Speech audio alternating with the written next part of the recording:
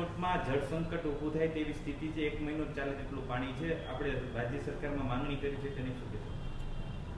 હાલ તો જળ સંકટ રાજકોટ ઉપર હોય એવું કોઈ પણ શક્યતા નથી, અને જો ઇન ફ્યુચર વરસાદ ખેંચાય તો આજે જ રાજ્ય સરકારમાં 4000 MCFT પાણીની આપણે માગણી કરી છે. હરેશભાઈ, આપણા પાસે હાલમાં કેટલું પાણી છે, કેટલો ટાઈમ ચાલે છે?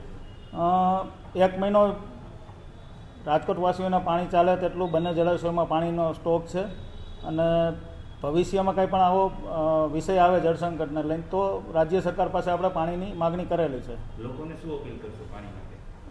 લોકોને હું અપીલ કરવા માગીશ કે પાણી જરૂરિયાત પૂરતું વાપરે અને ખોટો બગાડ ના કરે, જેથી કરીને કોઈ પણ એવી પરિસ્થિતિ આવે તો આપણે એમનો સહેલાઈથી સામનો કરી શકીએ. રાજકોટમાં 1 મહિનો ચાલે એટલો પર્યાપ્ત પાણીનો સ્ટોક આપણા જળાશયોમાં ઉપલબ્ધ છે. હાલ કોઈ જળ સંકટ આવે એવી પરિસ્થિતિ નથી, અને રાજ્ય સરકાર પાસે ચોમાસું ચાલુ છે, સારો વરસાદ આવશે એવી આશા છે. તેમ છતાં પણ એક પ્લાનિંગના ભાગરૂપે કે માનો કે ચોમાસું ખેંચાય તો 2100 MCFT પાણી એ આજી ડેમ માટે માંગ્યું છે, અને 1900 MCFT પાણી એ ન્યારી ડેમ માટે માંગ્યું છે.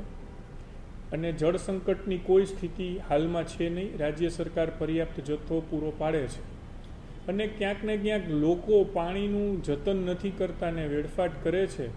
એમને મારી અપીલ છે કે પાણી પણ એક જતનલાયક જણસ હવે બની ગઈ છે, તો જરૂરિયાત મુજબ અને ખપ મુજબ એનો ઉપયોગ કરશો એવી વિનંતી છે.